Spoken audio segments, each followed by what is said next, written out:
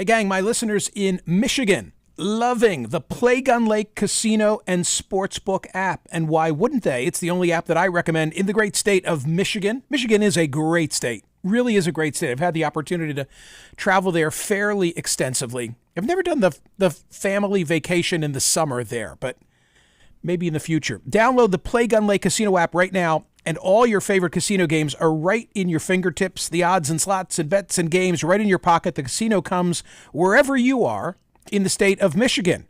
By the way, big opener tonight for pro football, so you want to have that Play Gun Lake Sportsbook app on your phone. Play popular online slots like 88 Fortunes and Wheel of Fortune, plus new slots like Atomic Meltdown and Imperial Wealth. The thrill of an extra spin, the pure joy of a jackpot. Great offer for new users. Download the Play Gun Lake online casino app right now and get up to $1,000 casino bonus back if you're down in the first 24 hours. New users only. Casino bonus has to be wagered. Terms and conditions do apply. See the website. It's playgunlake.com. Have you ever been there? Playgunlake.com. You've got to be 21 in Michigan. Gambling problem hotline in Michigan is 1-800-GAMBLER, or in Michigan, 1-800-270-7117. Headlines now, more headlines now from the Thursday edition of the Smerconish.com daily newsletter. So Bill Gates is betting on Bud Light. Bill Gates is betting on Bud Light.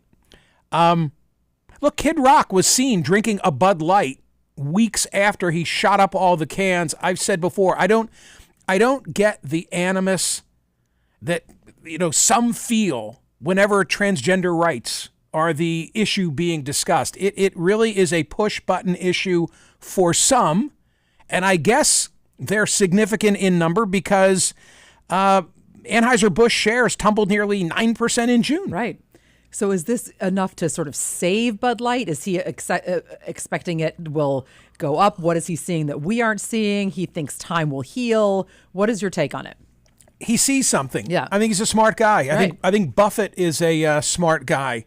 By the way, apropos of nothing. Oh, more. When I read an obituary for Jimmy Buffett. Yeah. You know how he was worth $1 billion when he passed. Yes. And apparently like his investments were all through Berkshire Hathaway with the other Buffett, Warren Buffett. Right. And apparently the two of them had a relationship. No relation though. Right? No. I mean, I had nothing to do with this other than I know Gates and Buffett are friendly, but he purchased, I buried the lead, Gates purchased 1.7 million shares of Anheuser-Busch, a sign that he's betting on a comeback for the company's beer brand. The purchase is valued at $95 million. He just threw like $95 million, earning Gates a spot among the company's top owners. Above him in Anheuser-Busch holdings are groups such as Goldman Sachs, which Gates partially owns, and fund management company Dodge and Cox. He did it through the Bill and Melinda Gates Foundation, adding to the trust's estimated $69 billion in assets. Wow. So I don't drink Bud Light. It's not that I'm avoiding Bud Light. I've got my particular tastes in what I like, mostly with craft beers. But if I'm at a show or at an arena, I'll get a Bud Light. Yeah. But believe me, my belly could use more Bud Light than some of the Sculpins that I'm drinking. The tin ones that are like, that you get at the ballpark. Those are delicious. Yeah, exactly. And on a day like this, on a day like this, Bud Light you have a tastes couple delicious. of them. Oh my gosh. Just back for a moment on this whole issue of transgender issues and our kids, and I guess the narrative that is spun and accepted by some is that, they're going to turn your kids trans. Like, be careful, they're going to turn. And this Dylan Mulvaney with those cans of beer, let's shoot him up. Story from KTLA in Los Angeles caught my eye yesterday. Just 9 days after California Attorney General Robert Bonta announced his intention to halt what he described as a forced outing policy approved by a Southern California school board, his office scored a legal victory in blocking the regulation. The state secured a temporary restraining order in San Bernardino Superior Court on Wednesday that nullifies the requirement that Chino Valley Unified School District staffers, here's the issue, the staffers notify parents if a student is transgender or gender nonconforming. We've secured a temporary restraining order against Chino Valley and their illegal and dangerous policy, Bonta announced on X, formerly known as Twitter. the issue being, what do you do if you're a school system and in the classroom, homeroom, science class, whatever it might be, there's a student who is in the midst of a transition of sorts and the parents are seemingly not in the loop? Is that any of the school's business? That's the issue wrapped up here in Southern California. And, school districts all across the country have become battlegrounds for these debates. So is it the kids? Is it the parents? In other words, do the parents have a right to know right. if the kid is asking to be called a different pronoun, et cetera, at school? Right. That's what you're saying. Yeah, and maybe, they're not going to be well received at home. Yeah. I think it is such a tricky situation. And of course, I want it to be a situation where the parents are involved. It's a safe and loving and you want them atmosphere. to be supportive. Right. Totally get so it. I don't know how to solve that. I don't know how either, but Bill Gates thinks that people are going to come back to drinking Bud Light. There you go. Okay, Cheers to that. I'll do my part at the next concert that I attend.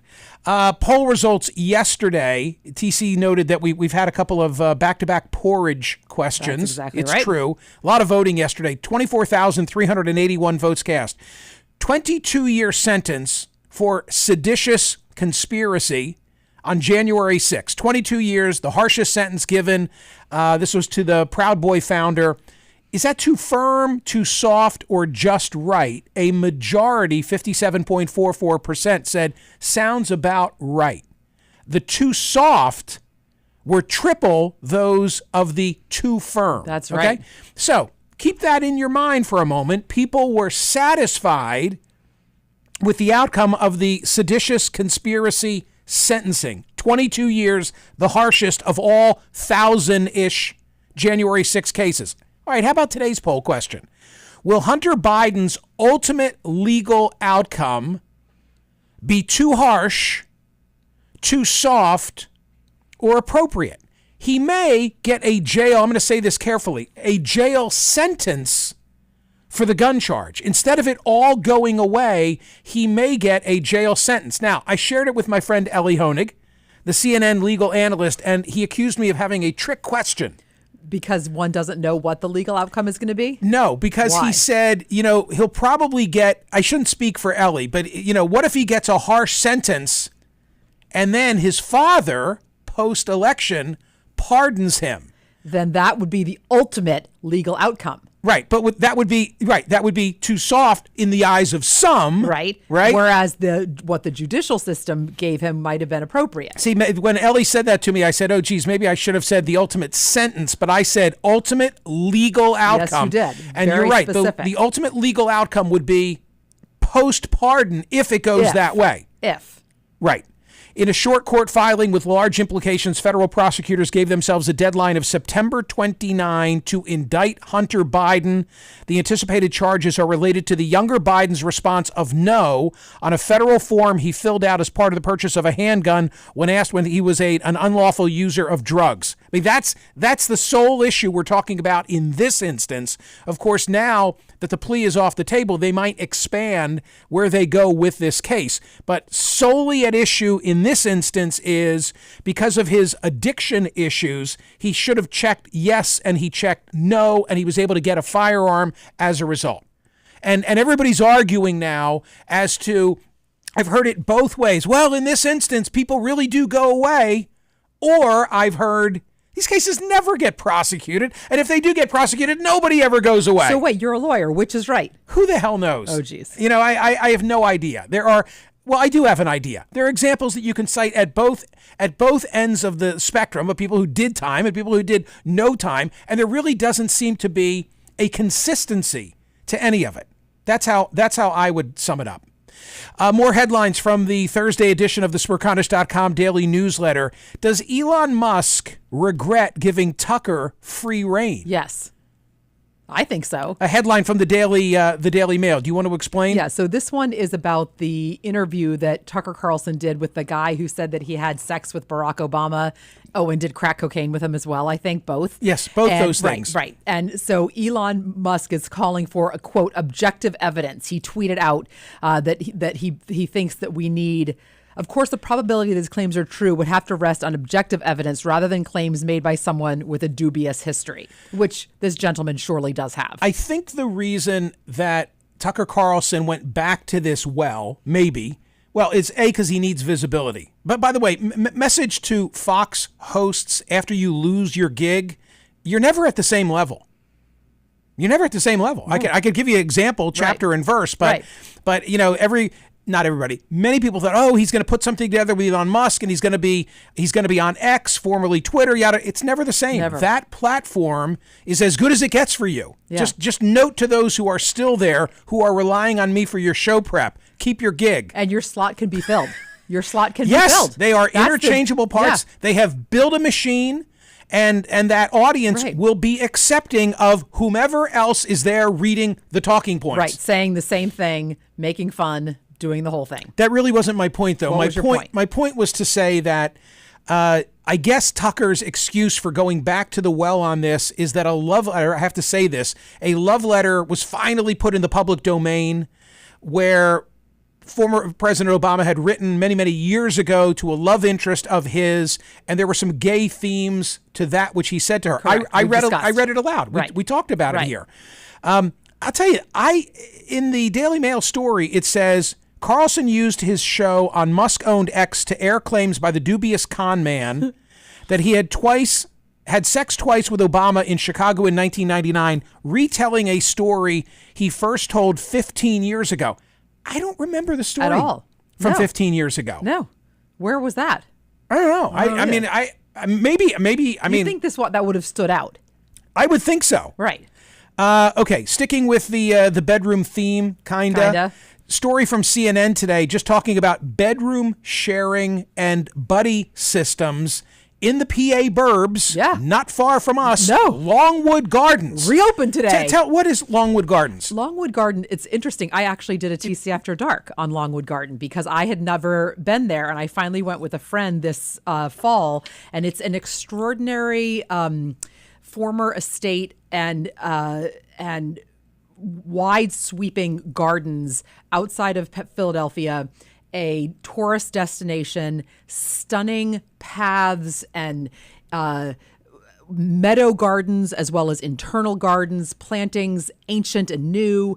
It is a really special, spectacular place. I think funded by the DuPont family. It was it was funded by. It was originally a small farm, and then they just kept expanding, and now there's this whole internal structure that's got like water lilies and desert plants, and they decorate for Christmas, and they have this whole water feature that was originally the scientists like in the 1920s with water pressure and underground, and oh my gosh, it's just incredible. Well, they think that this murderer, they caught him on trail. They caught him twice on trail. This was 2 days ago. Amazing how much video they've captured. And yesterday we told the story of the guy in whose house he was flicking light switches at each other, as like some kind of a message system. Like, hey, I don't know what to make of that. Anyway, by the way, I didn't get the details on that. Did the guy leave his door unlocked? I don't know. Because you'd think if there was a murderer escaped in your area. Well, okay, so the story from CNN today is the opposite of that, talking about school closures and people sharing bedrooms and being in a lockdown and everybody being terrified that this guy is still out there. And they think he's in a very tight radius, but as of this second in time, they haven't been able to catch him. And the video that was released yesterday, pretty amazing of him. Parkour. Of him, I think I heard somebody describe it as crab walking. But what he does is he gets between two walls and like leans up in front and then kicks his feet back in the back and then So imagine two walls about 5 feet apart. And he's not a tall guy. He's only about 5 feet tall. And so hands on one wall, feet on the other, and up he goes. And that's how he did it. That's how he went above one. But then he got through the razor wire too. Amazing. Yeah. They're going to get him. I hope they get him in a hurry. Safely. You know, Howie has a backpack now and a change of clothes. And they got the helicopter playing a message from his mother. Right. How about that? Yeah. It's crazy. Turn yourself in. Crazy story. Yeah. Okay. Other video beyond the crab walking murderer that is making news. Prince George's County, Maryland, the cop, you see him get in the back of a cruiser with a woman who's not his wife. He's now suspended. What's this all about? Well, I mean, you just said it. So this is a viral video, policeman on duty, uniformed policeman on duty. That's the the most important part. And he's embracing a woman, and then they get in the back of the patrol car together. By the way, a lot of people are saying, wait a minute, doesn't that door not unlock from behind? Like, when you want it to open, it opens. Right, exactly. When you really want it to open, you can get it open. Then there's more drama because he is indeed a married father of two, and the wife, that was not his wife who he was with. And then the wife tweeted out, like, I know what's going on, and I'm sending love to all of you except for that, BITCH, because you can go rot in hell. Like, it is insane. And come on. With all the cameras today, you don't think someone's going to catch you? Come on. Yeah, there are cameras everywhere. New York Times story today that's worth your attention, talking about a change in policy at Yale this is so on mental health issues. This is a heavy issue. It's a deep read. It is worth it. Yale, I'll summarize from my perspective. Yale heretofore has been very inhospitable with their students who have been afflicted with mental health issues.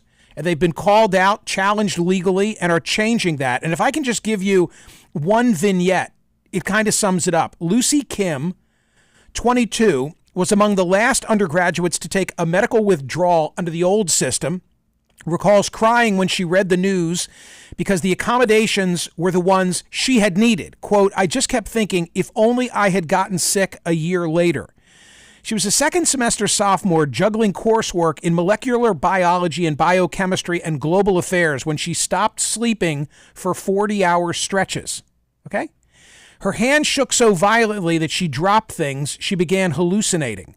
Diagnosed with a sleep disorder, she initiated a medical withdrawal in December of 2021. She had studied the policies but was still jolted by the reality. She was given 72 hours to vacate her dormitory and surrender her key card. Quote, it is really like losing your house, your job, and your family all at the same time. She drained her savings, spending $15,000 on rent, food, and tuition for summer school classes before applying for reinstatement by submitting an essay, grades, and letters of recommendation. You have to reapply. Yep. You have to reapply if you take a medical leave for mental health. Terrible. Good news, she's going to graduate next May. Next May. Wow. Other things you'll want to see, I'm just going to race through these. We've been so secretive in this country about UFOs. We're the exception. Like in other countries, and the Washington Post today uses Brazil. There are no security clearances. There are no redacted documents. Anybody can see anything. And yes, they have sightings in the same way that we do. So why are we like this? I don't know. Avi Loeb, the astronomer astrophysicist from Harvard, was just my guest. He's written a book on this. He's doing his part to try and elevate the transparency. But that's a really good story. Yes, I have the Kourtney Kardashian urgent fetal surgery story, yeah. TC. She's had 3 completely normal pregnancies, and now she and Travis Barker from Blink 182 are pregnant with a young, it's a boy, and he left the tour last week. He said it was a medical or a family emergency, and the family emergency was that she had fetal surgery.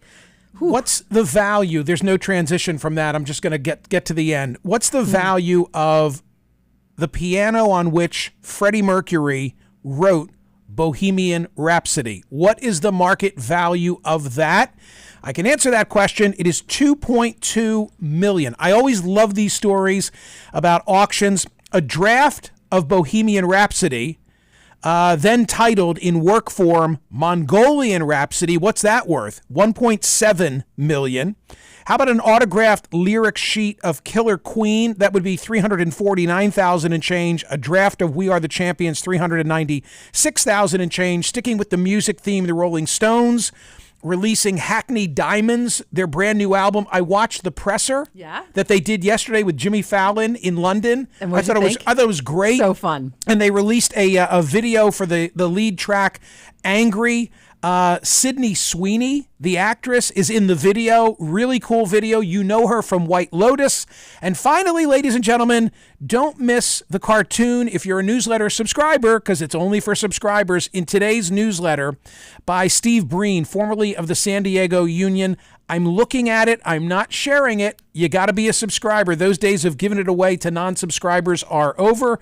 TC, the 72.98% who actually open the newsletter, they will see it. They will. I don't mind describing it, though. It is a play on the Smash. Don't say too much because it really make people go. Awesome. It's incredible. I love it. Yep. I have a wall in studio where we're like posting all of these cartoons. This is awesome. And I'll tell you what else is really great. It's from a conservative perspective looking at the rampant smash and grab crimes. Yes, it is. Okay. And I say that because yesterday Rob Rogers was here. Rob Rogers was fired from the Pittsburgh Post-Gazette because they were turning it into a conservative newspaper, and he was perceived as too liberal. I think Steve Breen, from what I'm seeing of his work so far at Smerconish.com, is to the right of Jack Oman, who sketches for us on Tuesdays, right? And Rob Rogers, who sketches for us. We love the mix. We love the mix. So enjoy that cartoon.